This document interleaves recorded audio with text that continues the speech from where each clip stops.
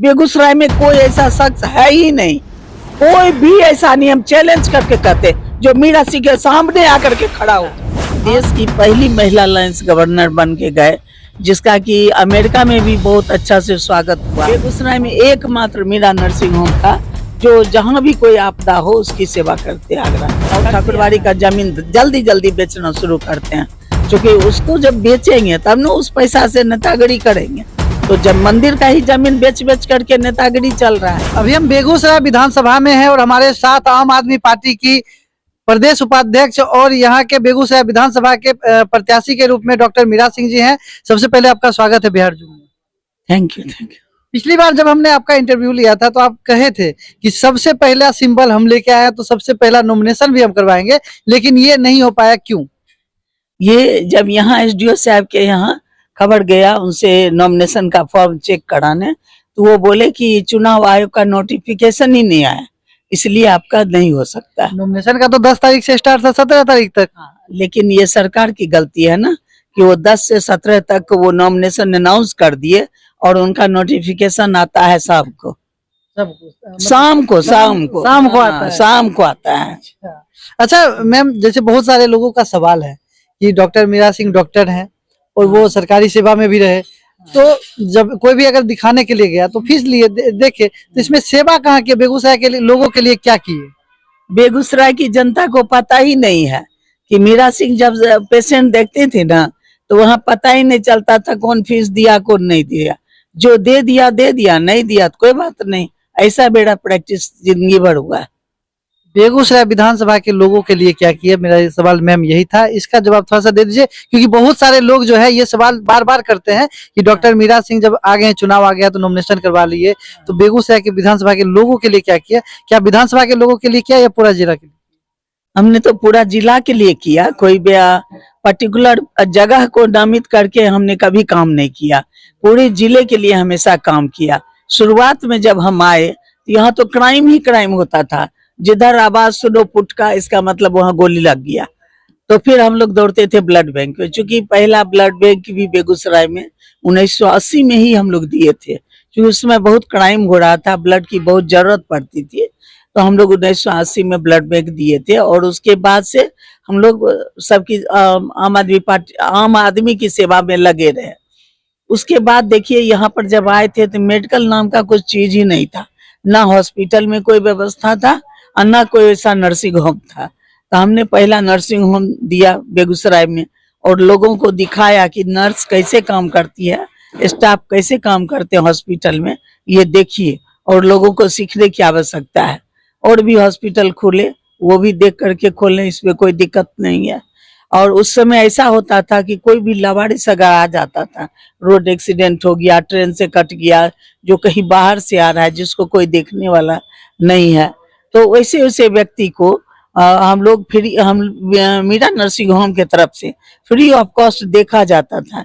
एक दुकान दे दिए थे, दवा दुकान चिन्हित कर दिए थे कि अगर कोई भी ऐसा केस आवे तो अमुक दवा दुकान से ही दवा लेकर के आप उसको चलाइए, और महीना में एक बार जाकर के उसको दवा देते, पैसा पेमेंट करते थे। तो इस तरह से हम लोग रात दिन तो कितना बताएंगे, जहां भी कहीं आग लगा, नाव डूबा, कोई ट्रेन दुर्घटना हुई, तो हम ही लोग दौड़ के जाते थे, दूसरा कोई था ही नहीं।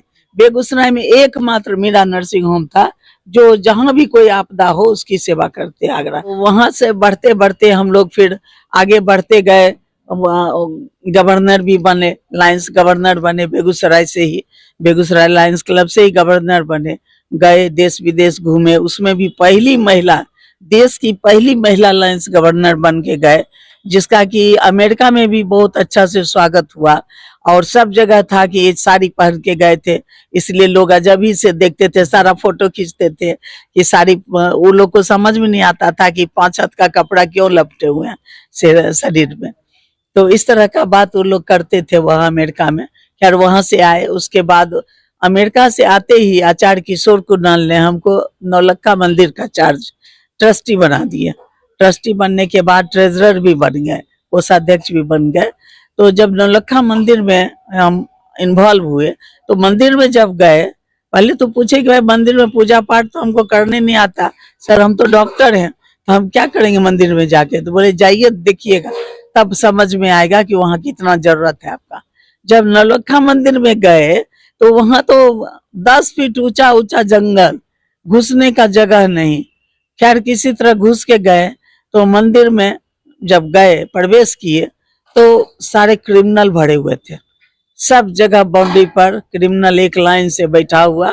रूम सब में, ऊपर फ्लोर, फर्स्ट फ्लोर में रूम सब है, सब में कोई सोया हुआ है, कोई बैठा हुआ है, कोई इस तरह से पूरा क्रिमिनल का राज था।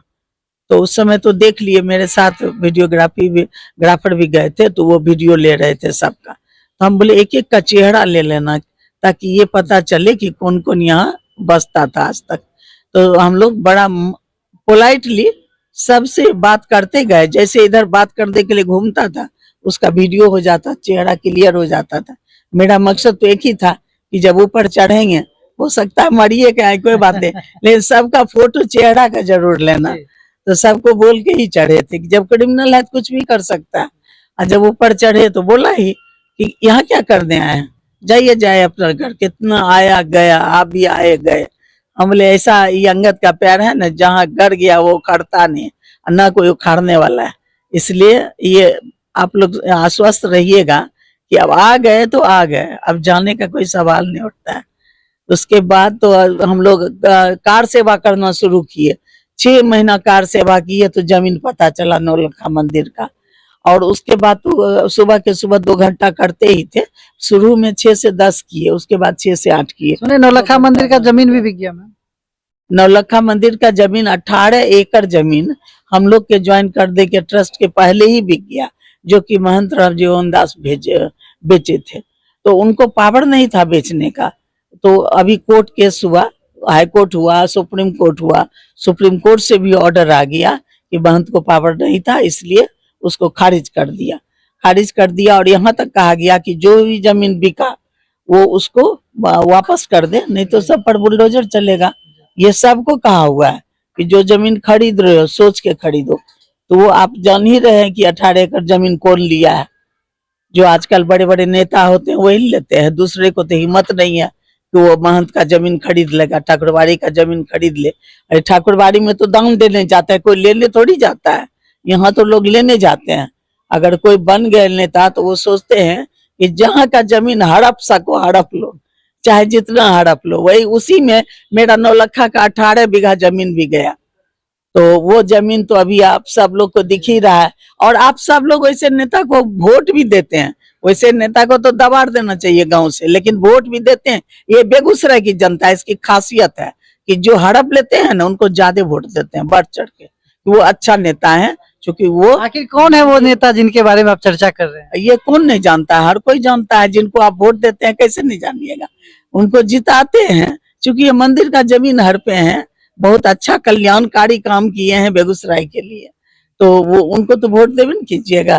तो यहाँ तो ऐसे ही नेता को वोट पड़ता है जो जमीन हड़पते हैं, मंदिर का चीज ले लेते हैं, उसी का तो होता है। और बेगूसराय का भी वही स्थिति है।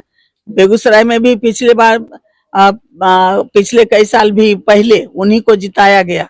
इससे क्या होता है, उन नेता का मनोबल बढ़ता है और ठाकुरबाड़ी का जमीन जल्दी जल्दी बेचना शुरू करते हैं। क्योंकि उसको जब बेचेंगे तब ना उस पैसा से नेतागिरी करेंगे। तो जब मंदिर का ही जमीन बेच बेच करके नेतागिरी चल रहा है, तो आप सभी लोग जानते हैं, बेगूसराय की सब जनता जानती है। हम जो गलती पिछले बार कर गया, इस बार तो कम से कम होश में रहे बेगूसराय की जनता, और वैसे लोग को सजा दे जो गलत किया है। सही को चुने, गलत को नकारे, ऐसा काम करे तभी तो बेगूसराय का विकास होगा। अगर गलत को चुनते रहिएगा तो बेगूसराय का विकास क्या होगा। आज एक हम लोग ट्रस्ट के 11 मेंबर ही ज्वाइन किए, तो आज नौलखा मंदिर कितना अच्छा बन गया, सब लोग देख रहा है। किसी ने डोनेशन नहीं दिया, बेगूसराय का कोई डोनेशन नहीं है। लेकिन मंदिर, वही मंदिर जो कल के दिन सब लोग भिखारी की तरह खाना खा रहे थे, महंत जी के आंख से दिखाई नहीं देता था। 2006 में जब हम लोग ज्वाइन किए थे, महंत जी देख नहीं पाते थे, ऐसे ऐसे करके के ले पूछते थे दूसरे से, के ले। तो हम लोग को याद है, फिर उनका खाना देखने गए थे, पिल्लू फड़ा हुआ सारा हमारा चावल था, दाल था, वही आंख से दिखाई नहीं देता था, उसी को उबाल के खाते थे। और फिर जब हम लोग ज्वाइन किए उनका पूरा चावल दाल पूरा किचन सफाई करवाए और सब चीज जाके खरीद के हम लोग अपने स्तर से पहुंचवाए। उनका धोती खरीद के गया, कपड़ा बनवाया गया, आंख का ऑपरेशन हुआ नेपाल में जाके, तब आज महंत जी हमारे इतने अच्छे पोजीशन में है, मैडम वो मंदिर के ही इनकम से। मैडम गरीबों के लिए क्या किया? वो तो मंदिर का आपने उद्धार किया, मंदिर का जमीन के लिए आप लड़ाई लड़े, गरीबों के लिए क्या किया? बेगूसराय विधानसभा के जो गरीब लोग हैं उनके लिए आप क्या किए? पूरे समय देखिए, जब हम आए थे ना तो 5 रुपया फीस था, तो 5 रुपया फीस था तो उसमें से 1 रुपया हम समाज सेवा में डिब्बा में डाल देते थे, 2 रुपया ससुराल भेजते थे, 2 रुपया अपने खर्च के लिए रखते थे। लड़की है तो ससुराल भी देखना, हम 2 रुपया वहां भी देते थे, 2 रुपया हम लेते थे। तो शुरू से ही फ्रॉम फर्स्ट डे पहला फीस भी आया होगा, उसमें से 1 रुपया डलाया होगा। इस मानसिकता से बेगूसराय की समाज सेवा की है। हर सप्ताह संडे के दिन हम लोग संडे नहीं मनाते थे, गरीबों की सेवा में कहीं किसी गांव में जाते थे, वहां जाके करते थे। उसके बाद तो सारा फैमिली प्लानिंग का ऑपरेशन फ्री, बहुत सारे जहां भी जाते थे जो भी ऑपरेशन आता था सब फ्री कर देते थे। कभी हम पैसा नहीं लिए, कभी भी फील्ड में गए कोई नहीं कर सकता एक पैसा लिए। इवन जितना ऑपरेशन करते थे ना, उसका जो पैसा मिलता था हम दस्तखत करके वहीं सबको बांट देते थे। इतना सेवा देने के बाद अभी जैसे आप गांव-गांव जाके जनसंपर्क कर रहे हैं, लोगों से मिल रहे हैं, तो लोगों का कैसा रिएक्शन आ रहा है? जब आप जाते हैं तो लोग क्या कहते हैं? देखिए, जब अभी जब हम फील्ड में जाते हैं तो उनको तो याद पड़ता है, भगवानपुर में नाव उलट गया था तो प्रशासन गया तो इतना प्रेम से लोग चाहे गले लग जाए, क्योंकि बहुतों के घर को हम घर के आदमी को हम बचाए थे। प्रशासन तो लौट रहे थे, इधर से जब हम जा रहे थे कहते आप क्या जाइएगा? हम बोले सर अभी बेड़ा ही काम है। आप क्या किए जाके? कुछ नहीं किए, चलिए हम दिखाते हैं कि आप क्या करके आए हैं। जब हम वहां पहुंचे तब पता चला कि कितने लोगों का दम फूल रहा था। अब सोचिए, उन लोगों को वहां पर जाके सबको देखे दम फूल रहा था, दवाई दिए, जो जिसको बहुत ज्यादा सांस फूल रहा था गाड़ी पर चढ़ा करके बेगूसराय लाए। इस तरह से मतलब वहां पर तो सेवा की है। आपको पता होगा दादर ट्रेन पूरा खेत में फेंका गया था, पर याद है ना लाखों के पास, उसमें कौन किया था? सिर्फ मीरा नर्सिंग होम। बेगूसराय में था ही एक ही मीरा नर्सिंग होम जो पूरे बेगूसराय की सेवा करती थी। उसमें चाहे कहीं भी हो, मीरा नर्सिंग होम जाता, आग लग गया मीरा नर्सिंग होम, कहीं 10 को घर जला, कहीं कुत्ता काट लिया, कहीं बंदर काट लिया तो हम ही लोग दौड़ते थे, कहीं नाव उलट गया हम ही लोग दौड़ते थे। जो भी आपदा होता था, डायरिया फैल गया, कोलरा फैल गया, चलो दौड़ो। काला, उस समय काला जाड़ भी बहुत होता था तो उसमें भी दौड़ते थे। आपको पता होगा पूरे बेगूसराय का मास इम्यूनाइजेशन करवाए थे हम लोग शुरू में 83, 84, 85 3 साल में 3 डोज देना था इन लोग को। अब बूस्टर भी 1 साल में देना था। वो सारे को मास इम्यूनाइजेशन में हम लोग संडे के दिन रखते थे, अब पूरा शक्ति लगा देते थे। बहुत सारे क्लिनिक से हमको स्टाफ आ जाता था, हॉस्पिटल का स्टाफ, फिर हम लोग डॉक्टर के स्टाफ, सब मिलके हम लोग पूरे बेगूसराय में एक दिन में इम्यूनाइजेशन करवाए थे, पूरे बेगूसराय डिस्ट्रिक्ट में, कोई एक पार्ट में नहीं। इतना आप सेवा किए बेगूसराय विधानसभा, बेगूसराय जिला की आप सेवा किए। बेगूसराय विधानसभा में भी 2 चेहरे साफ हो गए, 3 चेहरे। जैसे एक तरफ कुंदन जी हैं बीजेपी से, और अमिताभ भूषण जी जो हैं वो भी महागठबंधन से आ गए। जनसुराज मतलब 3 पार्टियां जो है उधर से है, 2 पार्टियां मुख्य है, जनसुराज एक नई पार्टी है। तो कितना मुश्किल रहेगा बेगूसराय विधानसभा में अपनी जीत को सुनिश्चित करना? मेरा जीत तो सुनिश्चित है, क्योंकि दोनों से कोई, तीनों से कोई कंपैरिजन नहीं है, चाहे 5 आ जाए कोई कंपैरिजन नहीं है। आम आदमी पार्टी का काम ही विकास का मुद्दा रहता है और इसका काम ही बोलता है। अगर हम काम किए, हम ईमानदार हैं तो आप हमें वोट दें, अगर हम नहीं काम किए होंगे तो हमको नकार दीजिएगा।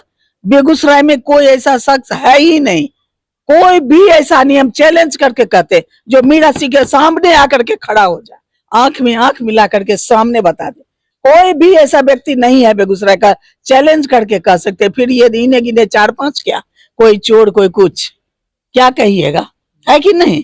कोई जमीन हर पा, कोई कहीं कुछ हर पा, इसमें क्या फर्क पड़ता है? तो बेगूसराय विधानसभा की जो जनता देख रही है उनको क्या कहना चाहते हैं? जनता को ये कहना चाहते हैं कि बहुत ही होश हवास में अपने दिल पर हाथ रख के आप वोट देंगे और अच्छे आदमी को, अच्छे ईमानदार और कर्मठ और बहुत ही दिल से काम करने वाला व्यक्ति, डिवोशन जिसमें त्याग की भावना जिसके अंदर हो, वैसे आदमी को चुनिएगा, अपना वोट बर्बाद नहीं कीजिएगा।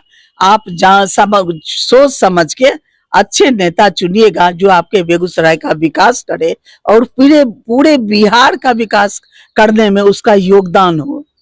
बहुत बहुत धन्यवाद। धन्यवाद।